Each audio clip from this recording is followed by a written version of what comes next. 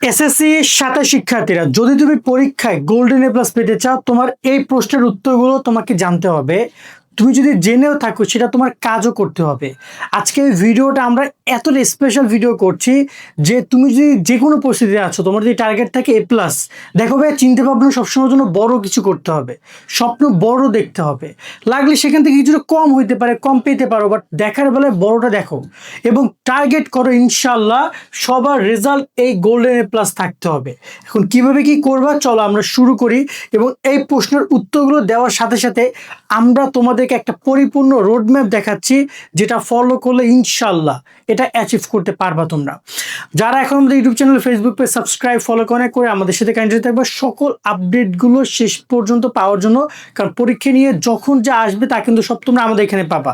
এবং এই ভিডিওটি তুমি যদি মনোযোগ দিয়ে দেখো ভালো, না দেখলে সেভ করে রাখো বা শেয়ার দিয়ে রাখো। এবং লাগলে তুমি যখন বসবা বা ভিডিওটা দেখছো, যদি পারলে একটু কলম নিয়ে বসো, তাহলে খুবই ভালো হয়। কারণ এটা তোমাকে অনেক বেশি হেল্প করবে বিষয়গুলো নোটিস করতে। কারণ যা বলবো হয়তো আধা ঘন্টা পর ভুলে যাবে, 1 ঘন্টা পর ভুলে যাবা, বাট যদি লিখে ফেলো তাহলে আর সমস্যা হবে না। তো চলো আমরা মূল টপিকে যাই। আমরা শুরু করছি যে কিভাবে পড়া শুরু করবে তা দিয়ে। দেখো, অনেক শিক্ষার্থী পড়া শুরু করার ধরনটাই বোঝো না। দেখো, তুমি নর্মাল যেভাবে শুরু করছো, যে ভাইয়া স্কুল থেকে পড়া দিছে, কোচিং থেকে পড়া দিছে, টিচার পড়া দিছে, পড়া সলভ করছি, এইটা তোমাকে কখনোই প্লাস এনে দিতে পারবে না।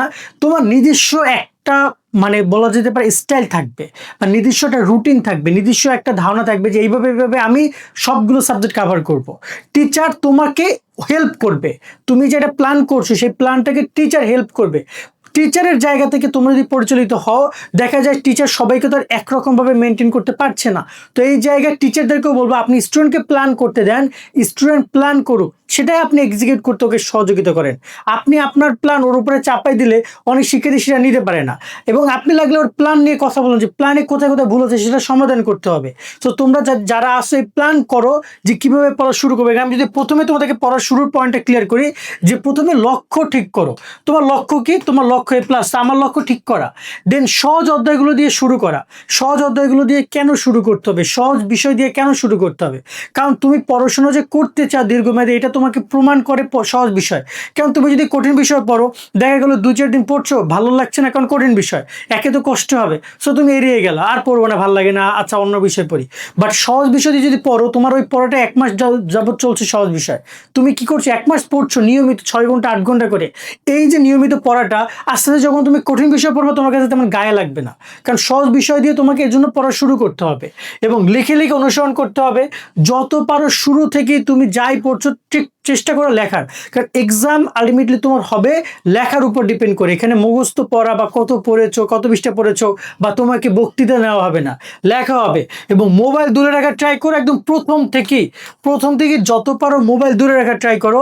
বা যখন পড়তে পারবা, নোটিফিকেশন বন্ধ করে রাখো, ফোন বন্ধ করে রাখো, সাইলেন্ট করে রাখো, দূরে রাখো মোবাইল। লাগলে তুমি পড়ছো এখানে, মার ঘরে গিয়ে রাইখে আসো, সুকেজের ভিতরে রাইখে আসো ফোন, যে 1 ঘন্টা যাবো না, ধরবো না, ঠিক আছে? একদম দূরে দূরে রাখো, ফোন কাছে রাখো না, ফোন যেন চোখের সামনে না থাকে। এবং প্রতিদিন নির্দিষ্ট সময় পড়ার অভ্যাস করো, যেটা হচ্ছে দৈনিক রুটিন। এটা নিয়েও আমরা কথা বলবো শেষের দিকে। তবে এই পয়েন্টে খেয়াল রাখবা, মূল বিষয় হচ্ছে যে সহজ বিষয় দিয়ে শুরু করবা। নাম্বার 2 যে পয়েন্টটা, সেটা হচ্ছে যে কি কি পড়বা। দেখো, কি কি পড়বা, এই পয়েন্টটা হচ্ছে প্রথমে সিলেবাস এবং অধ্যায় ভিত্তিক তালিকা দেখবা। কারণ দেখো, তোমার সাবজেক্ট সব পড়ার দরকার নেই ভাইয়া, সব সাবজেক্টে সব অধ্যায় পড়ার দরকার নেই। এখানে আমি তোমাদেরকে আমাদের কোর্সটা একটু ইন্ট্রোডিউস করে দিব, সেটা আমি একটু পরে বলছি। যেমন তুমি সিলেবাস এবং একটা, তুমি তোমার তো ফার্স্ট আগে সিলেবাস আছে। সেকেন্ড বিষয় হচ্ছে যে সিলেবাসের মধ্যে আবার কিছু অধ্যায় আছে একদম প্রশ্ন আসবে না, আবার কিছু অধ্যায় আছে প্রশ্ন আসবে। সো এই জিনিসগুলো তোমরা দেখে নিবে। এখানে তোমাদেরকে আমাদের হেল্প করতে পারে আমাদের যে সাজেশন কোর্সটা আছে সেটা। এখানে তোমাদের সকল বিষয় সৃজনশীল সংক্ষিপ্ত প্রশ্ন পাবা, নৈবেত্তিক উত্তর সহ প্রশ্ন পাবা, একদম শীট পাবা, বোঝার জন্য ভিডিও ক্লাস পাবা, অধ্যায়ভিত্তিক গুরুত্বপূর্ণ জ্ঞানমূলক এবং অনুধাবনমূলক। এর বাইরে কোনো কোশ্চেনই আসবে না। মানে বলতে পারো যে তোমরা একটা বইয়ের কি কি পড়বা, গুরুত্বপূর্ণ কোশ্চেন কি কি, কোনো অধ্যায়ের স্পেসিফিকভাবে তোমরা আমাদের কোর্সে জয়েন করলে, আমাদের শিটগুলো কালেক্ট করলে পেয়ে যাবা। তো আমি বলবো যে তোমরা চাইলে আমাদের কোর্সে জয়েন করতে পারো। আমরা এখানে শর্টকাট টেকনিক থেকে শুরু করে বিগত 10 বছরের প্রশ্ন, এমসিকিউ, সকল আপডেট, পরীক্ষার আমাদের রুটিন, দৈনিক পড়ার রুটিন, এগুলো সব কিছু দিয়ে দিব মাত্র কয় টাকায়? 250 টাকা। মানে এটা কিন্তু একটা সাবজেক্টে না, সব সাবজেক্টে 250 টাকা, সব সাবজেক্টে। তো আমি বলবো যে তোমরা চাই কোর্সে জয়েন করে সিটগুলো কালেক্ট করতে পারো, তাহলে কি হবে ভাইয়া, তুমি সকল বিষয়ে গুরুত্বপূর্ণ প্রশ্নগুলো পেয়ে গেলা। এখন শুধু পড়া বাকি। এবার আমরা তোমাদেরকে সেই পয়েন্টে যাই যে কীভাবে পড়বা। যারা আমাদের কোর্সে জয়েন করবে, ডিসক্রিপশন কমেন্টে নাম্বার দেওয়া রয়েছে, ওইখানে যোগাযোগ করে অলরেডি প্রায় 600-র মতো শিক্ষার্থী কিন্তু আমাদের কোর্সে যুক্ত হয়েছে মাত্র কয়েকদিনের ব্যবধানে। এবার যদি কথা বলি, তোমরা হচ্ছে আগে তো জানলা এখান থেকে যে কোন কোন অধ্যায়গুলো পড়বে, যে গুরুত্বপূর্ণ অধ্যায়গুলো আমরা আমাদের কোর্স থেকে বলে দিচ্ছি এবং গুরুত্বপূর্ণ প্রশ্নগুলো তোমাদেরকে দিয়ে দিচ্ছি। তারপর হচ্ছে গুরুত্বপূর্ণ এবং বারবার আসা প্রশ্নগুলো পড়তে হবে, যে প্রশ্নগুলো বারবার এসেছে। যেমন আমরা 10 বছরের কোশ্চেনটাকে তোমাদের সামনে দিচ্ছি, তো 10 বছরের অনেক কোশ্চেন আছে, রিপিটেডলি 4 বার 5 বার 6 বারও আসছে। তো 6 বার তো আর আমরা দেই না, আমরা একবার দিছি, একটা বোর্ডকে আমরা তোমাদেরকে দিচ্ছি, ওই বোর্ডটা সলভ করলে 6টা বোর্ডের কোশ্চেন সলভ করছো। এরকমের গুরুত্বপূর্ণ বোর্ড কোশ্চেনগুলো বারবার সলভ করবা, কারণ তোমরা বোর্ডের স্ট্যান্ডার্ড মেনটেন করে কোশ্চেনগুলো সলভ করলে তোমাদের হেল্প হবে। তার সাথে সিকিউ সৃজনশীল অনুসরণ করবা, এমসিকিউ নৈবেত্তিক অনুশীলন করবা, সিকিউর সাথে জ্ঞানমূলক অনুধাবনমূলক অনুশীলন করবা। তার মানে কি দাঁড়াচ্ছে, আমি যদি একদম শর্টকাট করে বলি, তুমি কোনো একটা বিষয় ধরছো, ওই বইয়ের তুমি গুরুত্বপূর্ণ অধ্যায়গুলোকে আগে আইডেন্টিফাই করবা, দেন ওই অধ্যায়গুলোর তোমরা সিকিউ পড়বা, জ্ঞানমূলক পড়বা, অনুধাবনমূলক পড়বা, এমসিকিউ পড়বা, এসকিউ মানে সংক্ষিপ্ত প্রশ্ন পড়বা। এই হলো 5টা এলিমেন্টস পড়বা, যেটা আমাদের কোর্সে এইরকমের শীট আকারে সেভাবেই দেওয়া আছে। একদম সেই অনুযায়ী দেখে দেখে বইগুলো দাগিয়ে দেখে সুন্দর করে প্রস্তুতি গ্রহণ করবা। এবং বিগত সালের প্রশ্নটা ইম্পর্টেন্ট, যেটা অনুযায়ী আমরা মূলত সিকিউগুলো সাজিয়েছি, জ্ঞানমূলক অনুধাবনগুলো সাজিয়েছি, যার বাইরে আর কোনো কিছু আসবে না। সো তোমরা এই জিনিসগুলো পড়বে এবং একটা বইয়ের একটা স্পেসিফিক নোট মেনটেন করবা তোমরা, যেখানে ওই বইয়ের গুরুত্বপূর্ণ সংজ্ঞা, সূত্র, তারিখ, গুরুত্বপূর্ণ অধ্যায়ের তথ্যগুলো তুমি লিখে ফেলবা এবং পরবর্তী সেটা মুখস্থ করার ট্রাই করবা। মূল যেটা হচ্ছে যে তোমার একটা নোটও মেনটেন করার ট্রাই করো, যে তুমি বাংলা পড়ছো, বাংলার নোট খাতা বানাও, ওইখানে গুরুত্বপূর্ণ যে শব্দগুলো আছে অধ্যায়ের নাম লেখো, ওইটা 10টা পয়েন্টে 10টা পয়েন্ট লেখো। ওই আবার যখন তুমি বাংলা আবার যখন 2 মাস পর পড়তে যাবা, তখন ওই নোটটা আরেকবার পড়ে নিবা, দেখবা যে ওই অধ্যায়ের সম্পর্কে অনেক কিছু তোমার চোখের সামনে ভেসে উঠবে। এবং অবশ্যই সেটা লিখবা, কখনোই কোথাও মোবাইলে লিখবা না, অন্য কোনো জায়গায় না, লেখার ট্রাই করবা, নিজের খাতায় নোট খাতা মেনটেন করা ট্রাই করবা, কারণ এটা তোমার হাতের লেখা ক্লিয়ার করছে, দ্রুত করছে এবং তোমাকে মনে রাখতে সহযোগিতা করছে। ওকে, এরপর সবচেয়ে গুরুত্বপূর্ণ প্রশ্ন হচ্ছে যে আমরা যেটা দেখাচ্ছিলাম সেটা হচ্ছে কীভাবে অধ্যায় শেষ করবা। দেখো এখানে আমরা বই শেষ করা বুঝতে পারি, বাট অধ্যায় কি? বই হচ্ছে একটা পূর্ণাঙ্গ সাবজেক্ট, তাই না? আর অধ্যায় হচ্ছে অনেকগুলো অধ্যায়ের সমন্বয় একটা বই। তাই আমি আগে অধ্যায় ফোকাস দিব। মনে রাখবা, আমার কিন্তু আমরা ম্যাথে কিন্তু আমার সব অধ্যায় পড়ার দরকার নেই, আমার 8টা 9টা অধ্যায় পড়লে হবে। আমার ওই যে বাংলায় কিন্তু সব অধ্যায় পড়ার দরকার নেই। এরকমই গুরুত্বপূর্ণ অধ্যায় কোনগুলো, সেগুলো কিন্তু আমাদের শিটে আমরা যে গুরুত্বপূর্ণ অধ্যায় সেগুলোকে আমরা 3Sটা দিয়ে দিয়েছি। 3Sটা সেগুলোকে আমরা দিয়ে দিয়েছি, যেগুলো কম গুরুত্বপূর্ণ সেগুলোকে আমরা 2Sটা দিয়েছি, যেগুলো আরো কম গুরুত্বপূর্ণ সেটাকে আমরা অনেস্টটা দিয়েছি।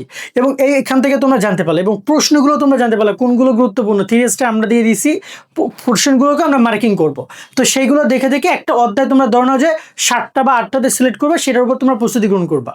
এর পরবর্তীতে তোমরা একটা অধ্যায়ের এই পয়েন্টগুলো মনে রাখবা, যে পুরো একটা অধ্যায় একবার পড়ে নাও, গুরুত্বপূর্ণ টপিকগুলো চিহ্নিত করো, মূল বিষয়গুলো বুঝে নাও, সিকিউগুলো পড়ো, এমসিকিউগুলো পড়ো, বোর্ড কোশ্চেন সলভ করো, বই বন্ধ করে নিজে নিজে পরীক্ষা দাও, ভুলগুলো আলাদা করেও। মূল কথা হচ্ছে পরীক্ষা দেওয়ার পরে তুমি অধ্যায় কতটুকু শিখেছো, এত কিছু সেটা জানবে এবং সেখানে যে ভুলগুলো হবে পরীক্ষা দেওয়ায়, সেই ভুলগুলো তুমি আলাদা করো এবং পরবর্তী সেগুলো সমাধান করো। সো এইভাবে তোমাকে একটা অধ্যায় কমপ্লিট করতে হবে। যখন তুমি এরকম প্রত্যেকটা বইয়ের 5টা 6টা করে অধ্যায় কমপ্লিট করবা, তারপরে কি লাগে? তারপরে কোনো কিছু লাগে না, ওই 5টা অধ্যায় থেকে তোমার প্রশ্ন আসবে পরীক্ষায়। তো তুমি 5টা অধ্যায় সম্পর্কে তুমি প্রপারলি জানতে পারলা, সেখানে কি কি আছে না আছে, মূল বিষয়গুলো জানলা, তার উপর তুমি এক্সাম দিলা, আবার কোথায় কোথায় ভুল হলো সেগুলো সলভ করলা, এটা তোমাকে অনেক বেশি হেল্প করবে। তো এভাবে প্রত্যেকটা অধ্যায় শেষ করো। বই শেষ করা জরুরি না, অধ্যায় শেষ করা জরুরি। এরকমের 10টা অধ্যায়, ধরো বইতে আছে 15টা অধ্যায়, তুমি 10টা অধ্যায় সলভ করছো, গুরুত্বপূর্ণ 10টা অধ্যায়, দ্যাটস এনাফ, আর লাগছে না এখানে। তো এইভাবে তোমাকে প্রিপারেশন নিতে হবে। এরপর একটা গুরুত্বপূর্ণ কোশ্চেন হচ্ছে কিভাবে বই শেষ করবে। এখানে প্রথমে সিলেবাস দেখে অধ্যায়গুলো ভাগ করে নিবা, যেটা আমরা আগে বলছিলাম প্রতিদিন নির্দিষ্ট পরিমাণ পড়ো। ধরো তুমি একটা বইকে ভাগ করবা, ধরো একটা বই, আমি যদি একটু এক্সাম্পল দিয়ে বুঝি, আইসিটি অথবা ম্যাথ হইতে পারে অথবা বাংলা হইতে পারে, যে তুমি আগামী 7 দিন বাংলা পড়বা, তো 7 দিনকে তুমি বাংলাকে ভাগ করো, যে প্রতিদিন আমি 4টা করে অধ্যায় পড়বো। প্রতিদিন 4টা করে অধ্যায় যদি আমি পড়ি তাহলে আমার 2 দিনে 8টা অধ্যায়, এরকম করে করে আমি গদ্য, কবিতা, নাটক, উপন্যাস সলভ করব বাংলা প্রথম পত্রটা। বা গণিতের ক্ষেত্রে ধরো প্রতিদিন আমি 1টা করে অধ্যায় পড়বো, আমি আগামী 10 দিনে 10টা অধ্যায় কমপ্লিট করব। এভাবে ভাগ করে নিবা। তার সাথে সহজ অধ্যায়গুলো আগে দিয়ে শুরু করবা, কারণ পড়াটাকে আমি আগে বলছিলাম যে কন্টিনিউ করতে হবে। তুমি যদি প্রথমে কঠিন অধ্যায় নেওয়া শুরু করো, অনেকে মোটিভেশন হারিয়ে ফেলো, পড়াশোনা থেকে বিমুখ হয়ে যাও। তার সাথে প্রতিটি অধ্যায় সম্পূর্ণভাবে শেষ করা, প্রতিদিন আগে পড়া রিভিশন দাও। তারপর যে সাপ্তাহিক টার্গেট রাখো, যে অধ্যায় কঠিন সেটিতে বেশি সময় দাও এবং প্রতিটি অধ্যায় শেষে নিজে পরীক্ষা দাও। মানে কত হচ্ছে, এখানে দুইটা জিনিস হইতে পারে, প্রতিটি অধ্যায় শেষেও পরীক্ষা দিতে পারো, আবার প্রতিটি সাবজেক্ট শেষেও পরীক্ষা দিতে পারো।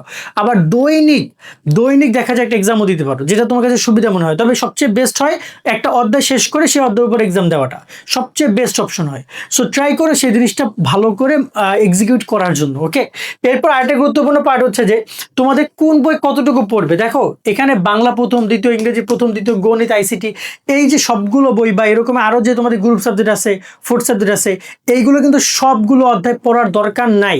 তো তোমাদের সেখানে অধ্যায় শর্ট করে নিতে হবে, বা দেখা যায় যে গুরুত্বপূর্ণ অধ্যায়গুলোকে আইডেন্টিফাই করতে হবে। যেমন আমি একটু গত কয়েকদিন আগে আমরা বলছিলাম যে গণিতে 45 মার্ক পাবা মাত্র 2টা অধ্যায় থেকে।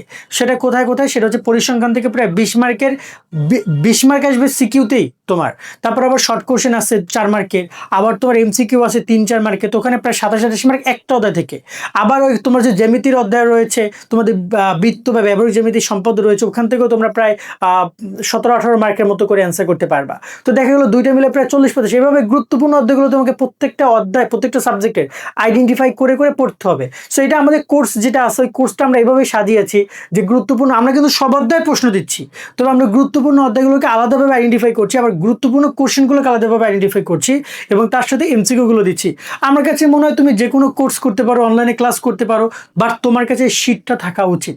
ওকে, এই লাস্ট একটা যে ব্যাপারটা নিয়ে কথা বলবো সেটা হচ্ছে দৈনিক পড়ার রুটিন নিয়ে। দৈনিক কত ঘন্টা পড়া উচিত? দেখো তোমার যদি মনে হয় যে তুমি গোল্ডেন এ প্লাস পাইতে চাও, তাহলে তোমার পড়ার রুটিনটা ফিক্সড হইতে হবে। হ্যাঁ, ফিক্সড হইতে পারে, মানে হইতে পারে যে এদিক ওদিক চেঞ্জ হইতে পারে, 2-1 দিন আত্মীয় স্বজন আসছে, আমার পড়াশোনা হচ্ছে না, স্বাভাবিক না হইতে পারে। আবার পরের দিন থেকে আবার তোমাকে আগের মতো করে প্রিপারেশন নিতে হবে। সো এই জিনিসটা যদি তুমি করতে পারো, ভালো ফলাফল তোমার চলে আসবে। আবার দৈনিক পড়ার রুটিন এক একজন স্টুডেন্ট এক এক রকমের। তোমার পড়ার রুটিন আমি বানিয়ে দিতে পারবো না, আমার পড়ার রুটিন তুমি বানিয়ে দিতে পারবে না। তুমি কখন খেতে যাও, কখন ঘুমোতে যাও, কখন কোন বিষয়ে পড়তে সুবিধা হয় সেটা তুমি ভালো জানো। বাট একটা ফিক্সড টাইম তোমরা ফিক্সড করতে পারো যে আমি দৈনিক 8 ঘন্টা 10 ঘন্টা এরকমভাবে পড়বো। তবে রাইট না দৈনিক রুটিন তৈরি করার ক্ষেত্রে আমি ফোকাস দিতে বলবো তুমি বর্তমানে কোন অবস্থানে আছো। তোমার যদি পড়াশোনা অনেক বাকি থাকে তাহলে তোমার 8 থেকে 10 ঘন্টা পড়া উচিত। যদি তোমার পড়াশোনা অনেক সাবজেক্ট অলরেডি কমপ্লিট করা বা তোমার অনেক অধ্যায় কমপ্লিট করা, দেন তাহলে তুমি 6 থেকে 8 ঘন্টা পড়া। যদি মনে হয় যে না তোমার মোটামুটি অনেক পড়া হয়েছে, তুমি 4 থেকে 6 ঘন্টা পড়ো। বিষয়টা হচ্ছে এভাবে আসবে। তবে তাও আমি বলবো সকালবেলা মিনিমাম তোমরা 3 ঘন্টা পড়া ট্রাই করো, দুপুর মানে একদম বিকাল পর্যন্ত তোমরা আরো 2 ঘন্টা পড়া ট্রাই করো, এবং রাত্রেবেলা মিনিমাম 3 ঘন্টা পড়া ট্রাই করো। টোটাল 8 ঘন্টা মিনিমাম পড়া উচিত। 8 ঘন্টা মিনিমাম তোমার বইয়ের সাথে কানেক্টেড রাখা উচিত, যার মধ্যে মিনিমাম 2 ঘন্টা তোমরা লেখা ট্রাই করবা, 2 ঘন্টা তোমরা এমসিকিউ পড়া ট্রাই করবা, আর বাকি যে 4 ঘন্টা থাকবে সেই 4 ঘন্টা সিকিউ এবং বাকি বিষয়গুলো খেয়াল পড়তে পারো। সো আমার কাছে মনে হয় যে এটাই ইনাফ। 8 ঘন্টার মধ্যে 2 ঘন্টা পড়া, 2 ঘন্টা তোমার 4 ঘন্টা পড়া, 2 ঘন্টা লেখা এবং 2 ঘন্টা এমসিকিউ সলভ। এমসিকিউ তো সবচেয়ে বেশি শিক্ষার্থী ভুল করে।